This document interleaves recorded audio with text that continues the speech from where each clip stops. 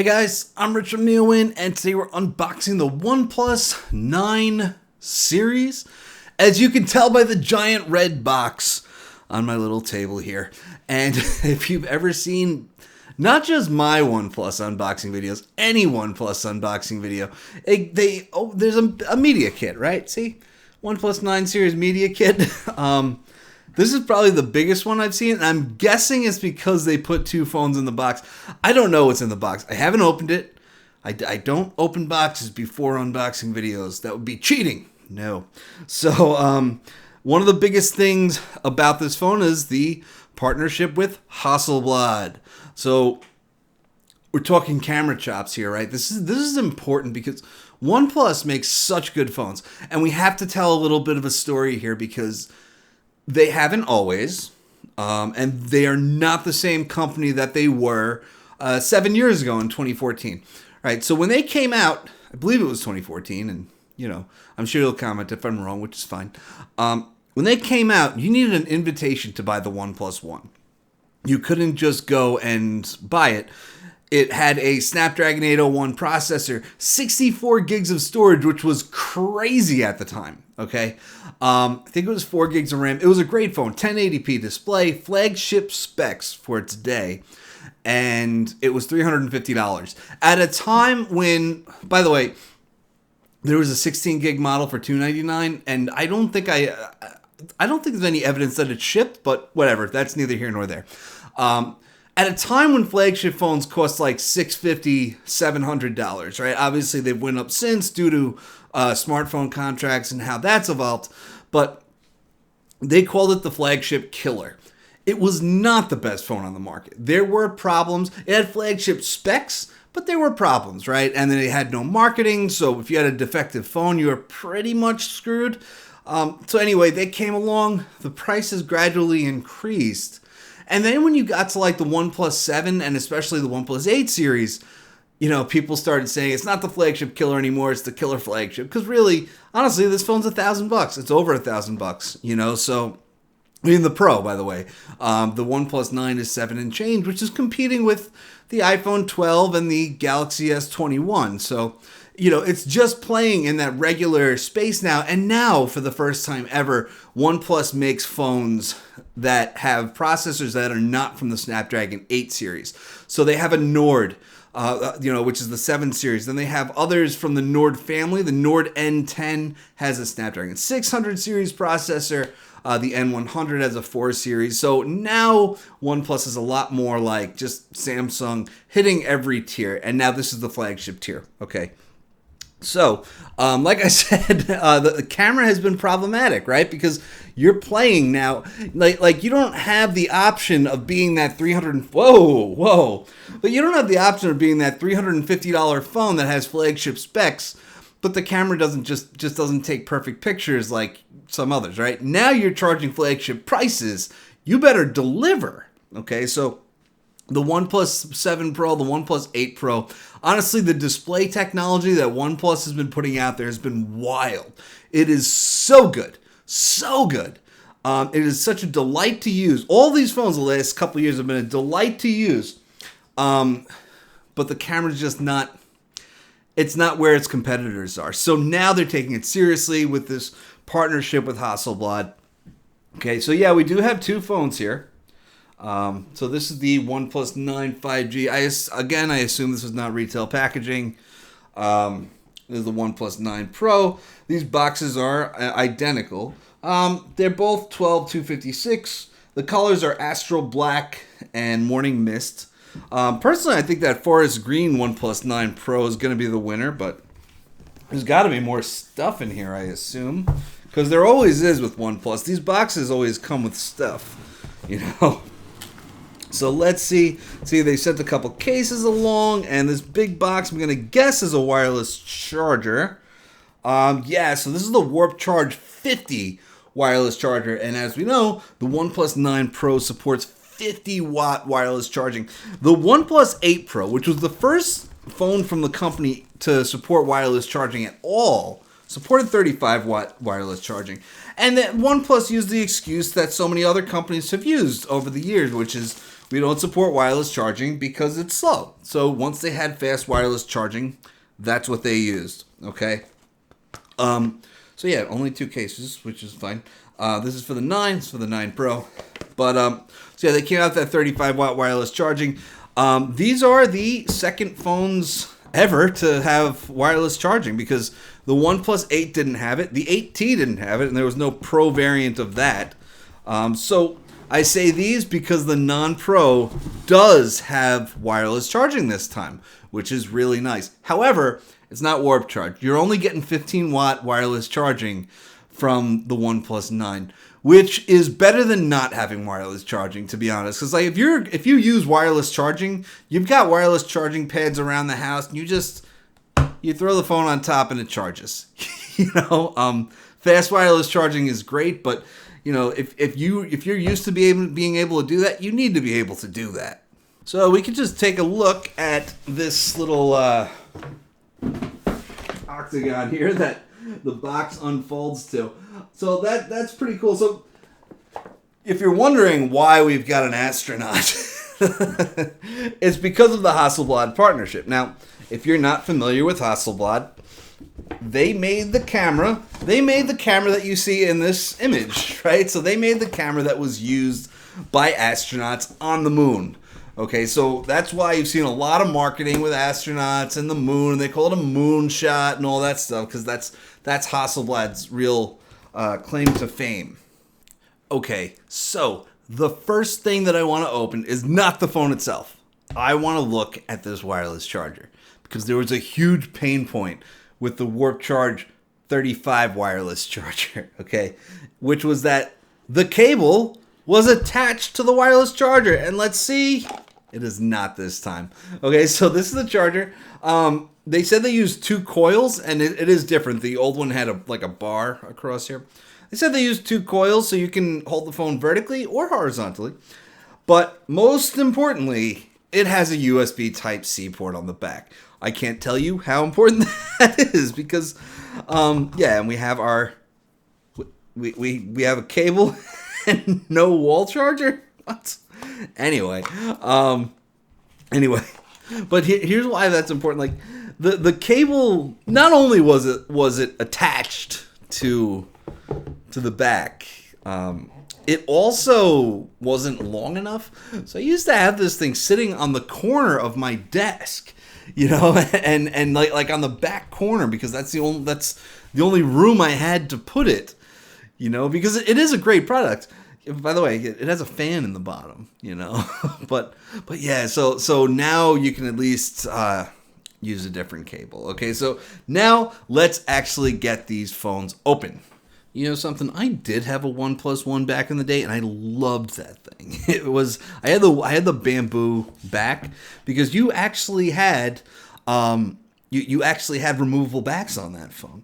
And the bamboo was super rare. Anyway, I wish they would bring that back because it was so cool. He's got a little spot here. It says NFC detection area. So just in case you were wondering if this had NFC, it does. All right. So they went with this Astral Black.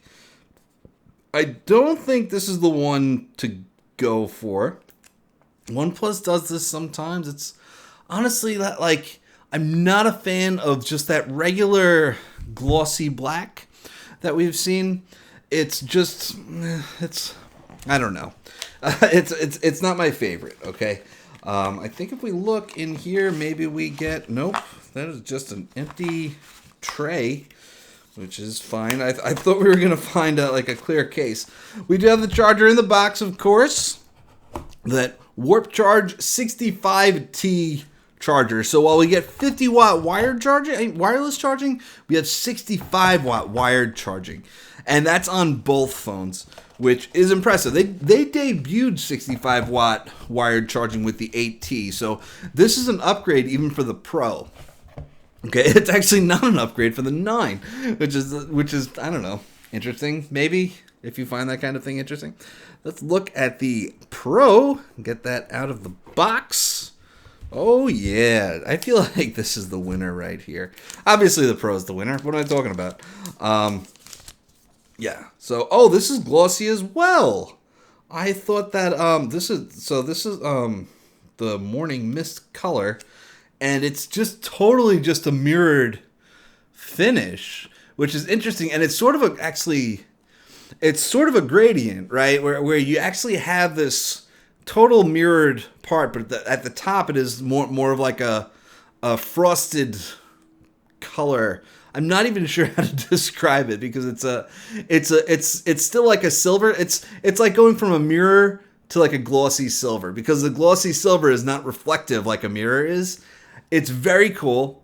I like it a lot. That's very pretty. I did not expect it to be this pretty. I expected it to be just sort of like a matte silver type of deal. So that's pretty cool. I'm impressed. Let's see what else is in the box. We got our, obviously, Warp Charge 65T charger again, and USB Type-C to Type-C cable. That tray is empty in here as well. I'm just double checking, you know. But yeah, I'm not sure why they make these boxes so long, because you can see there's a lot of space down here, and I don't know what that space is for. And that, like, they don't need it in the box either. There's plenty of room. But yeah, OnePlus made a big deal of saying that they did ship the charger in the box. I hope I put this back in the right one. Saying they did ship the charger in the box because obviously Apple did not. So that's, like, it's going to be something that companies make fun of Apple for a year or two, and then they start doing it as well. Just like removing the headphone jack and the notch. You know, it starts out with making fun of them, and then it's like, oh, you know what? This kind of makes sense. We're going to do this. The cameras, right? So you can see one has 4 cameras, one has 3 cameras. So a lot of it is similar. The 4th camera is a telephoto lens. It saddens me that this does not have a telephoto lens. I'm a fan of the telephoto lens, and I feel like so many companies just cut that out for no reason, and that's a shame to me. But the main sensor it's a custom IMX 789 in the Pro, 689 in the 9, and they seem to be identical. Both 48 megapixels, f1.8, same size. The only difference seems to actually be that the sensor in the Pro has optical image stabilization. So that you like, just look at the difference in these phones, and you know, I obviously I can't compare all the colors, but you could definitely tell just looking at the Pro, like, this is the one you want, you know. But yeah, so almost identical main sensors. It seems to be in the 9 and the 9 Pro. The ultra-wide sensors are the same. It's an IMX 766, 50 megapixels. Same one that's also found in the main and ultra-wide sensors in the Oppo Find X3 Pro. Remember, it's all the same happy family. And then, of course, by the way, the third lens is a 2 megapixel monochrome sensor, and that's one of those things that companies love to do with their, like, anytime you see a 2 megapixel sensor, it's literally just so we can say, hey, we have an extra camera lens. You know, like you remember, it wasn't that long ago that a second camera lens was a lot, and then we had a third camera lens. Like, because the second camera, remember, LG used to do ultra wide and main, and then Apple did main and telephoto. And it was like, well, do you want the secondary lens to be telephoto or ultra wide? And you knew that the future was coming, and you were going to get one of each, right? That was the triple lens future we were looking at. And then companies started doing these ridiculous things, like, we got 4 lenses, we have 5 lenses, and then you look at those 4th lenses, it's like, it's a 2 megapixel depth sensor, like, no one cares. It's a 2 megapixel macro lens, no one cares. So, you know, it saddens me that they go and put a third lens on here, and then it's just that 2 megapixel monochrome lens, just so they could say it's a triple lens camera, just so they could say it's a quad lens camera. So I'm going to set this up, and then we'll take a closer look. All right, so we are all set up here. This is this is the 9, and this is the 9 Pro over here. You can see we have software updates. OnePlus did tell me that there was going to be software updates on both devices, so we could get these started. I can turn off these annoying notifications, but yeah. So we're restoring from a backup here, and yeah, 120 hertz display on both. Let's resume. 120 hertz display on both, but they're different displays, and that's notable, right? Because we have an adaptive display on the Pro. So this is a new LTPO display, and it's adaptive between 1 hertz and 120 hertz. Now, OnePlus has been really leading the pack with 120 hertz displays. They are high refresh rate displays, to be honest, because they did 90 hertz with the OnePlus 7 Pro, and then the 7T, it came to the non-Pro series. And then with the OnePlus 8 Pro, they went all out on 120 hertz. The non-Pro had a 90 hertz screen, and then the OnePlus 8T got 120 hertz in the non-Pro. Right, so this is adaptive, and what you can get with something where you're turning down the refresh rate down to 1 hertz. There's a few things. One, better power management. Well, that's the main thing, in fact. But there's a few things that's good for. One is just if you're not doing anything, like right now, you really don't need that high refresh rate. But also, for instance, I don't know if we have an always-on display right now. We do not. Oh, we do. I don't know if that's actually the... But anyway, because the thing is, an always-on display is actually a really new feature for OnePlus, so I had to actually think about whether this is going to be on by default or not. But when you have an always-on display, one, with an AMOLED, which these are both obviously AMOLED, pixels are turned off, so that's why you get true black.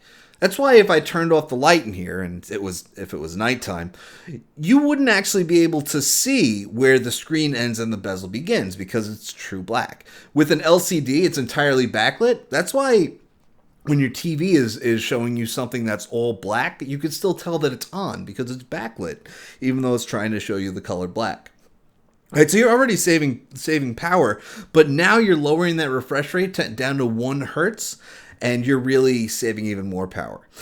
In-display fingerprint sensor, which OnePlus has been doing for quite a while. They make good ones. You can see that the display, this, by the way, the OnePlus 9, the non-Pro, that's just straight up 120 hertz, right? This is similar to the display that we've seen in the 8T. It's going to be beautiful. We know that. Look, I mean, you can tell just by looking at it right now. It is a beautiful screen, right? So yeah, 120 hertz here, 120 hertz adaptive, but also you'll notice on the non-Pro that this is flat. And that is something that's worth talking about because, you know, curved displays like we see here have kind of fallen out of favor with a lot of people. And it was something that Samsung did first with like the Galaxy Note Edge that came out alongside the Note 4 years ago. And then they started doing like the S6 Edge, and then eventually everything had an edge display. And really it was a way to, if you can make the user feel like the display is just kind of falling off the edge, they don't really see the bezels, and it makes for a more immersive experience. Unfortunately, when you hold it, you're more likely to accidentally touch it, and it just creates a user experience issue that you don't get with the flat display. So I think that a lot of users have kind of fallen away from wanting the immersiveness and have moved towards something more practical. So with the 8 and the 8 Pro, those were both curved. Now we're seeing with the 8T and the 9, they're using the flat screen for the non-Pro. I do kind of feel like the non-Pro is the winner here. I mean, you're looking at about a $300 price difference, or you know, maybe $200 depending on the config that you get. And the thing is, like I said, the main camera sensors are super similar. The only difference in the main camera sensor is optical image stabilization on the Pro. You get that telephoto lens, right? You still get 120 hertz display. You still get pretty much, I mean, they're very similar phones. It's 6.55 inch display versus 6.7 inch. Not a big difference. So yeah, I mean, you still get wireless charging on the 9, but you don't get the 50-watt wireless charging. So now, if I just move this out of the way, we can just focus on the one phone for now. We have a new camera app, or we should, right? Yeah, so now you can see we have an orange shutter button, okay? And that's a Hasselblad thing. And so we should be seeing some more Hasselblad features sort of in this camera app. There should be a Hasselblad Pro mode if we look around. And that's here. We have a lot of things.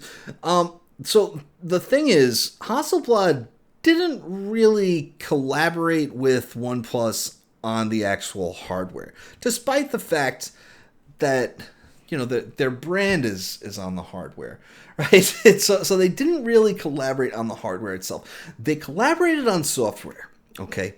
And so we have that Hasselblad Pro mode. We have that orange shutter button. But they focused on color calibration. And so, like, color accuracy. So when you look at a photo taken with this camera, you should be able to say, like, that's accurate. That red doesn't look blown out. Like, if I took a picture of a rose, for example, with the OnePlus 8 Pro, that red looks almost blown out to where it's covering up details in the flower that I just took a picture of. So this is supposed to be better in that area. I'm not sure they really even need to focus on hardware together. I'm not sure. And by the way, we'll see that next year, or possibly even later this year with the 9T. Maybe there'll be a 9T Pro with a real Hasselblad camera in it. Who knows? But you know, the thing is that, like, the hardware has always been good enough, at least, right? So it was really always OnePlus. You know, like, it just didn't seem to fit right, you know. But I never ever blamed it on the color. Okay, we can do 8K video recording. That's 8K 30 frames per second. We could do 4K. It should be 4K 60. If we this thing keeps closing every time I try. Oh, there you go, 4K 60. It's really annoying that it closes when you change an option. So, like, oh yeah, and then 8K is great. Oh, you can do 4K 120. Interestingly enough, but yeah, so you can do 8K video. That's good. It's going to be 8K 30. That's all the processor supports, to be honest. They added this with the Snapdragon 865, and now, of course, it's still there with the Snapdragon 888. If you want to take another look at the phones themselves, right? You can see it did catch some fingerprints because these are very glossy phones. I've had this problem with OnePlus phones in the past where if you just leave it on a table like this, it'll just slide off if there's even the slightest angle. You know, it's not great. So, yeah, so anyway, that's the OnePlus 9 series. I can't wait to dig in because I really did enjoy the OnePlus 8 series. All right, there you have it. The OnePlus 9 series. I'm pumped. I care about OnePlus. There was a time when I hated OnePlus because when I had that OnePlus 1, the camera was defective on it. And that's why I said if you had a busted OnePlus 1, you were pretty much out of luck. Despite that, I love the phone. But it was like if you took a picture with the flash on it, half the picture would just be blown out with light. So I went through customer service, and man, if you want a customer to not come back, that's how you treat people. But remember, back then they had no budget. And now they're a real smartphone company. Okay, so they're not some startup that needs that kind of startup support anymore, right? Now they are a full-on smartphone company competing with the likes of Samsung, Apple. I'd say Oppo, but that's the same company, BBK, right? So they're competing on all tiers now, and that's why I really like it, because I love the display. I love that they went 90 hertz in the 7. They won me over with that OnePlus 7 Pro with that 90 hertz display, because at that time, high refresh rate displays were not common. And then they went 120 in the OnePlus 8 Pro, and I still even love the OnePlus 8 because 90 hertz was still so beautiful, you know. And then I'm excited to see what they do with the cameras here, because that is just the missing piece to the puzzle on these phones, okay? So we'll have more. I'll have more in a few weeks.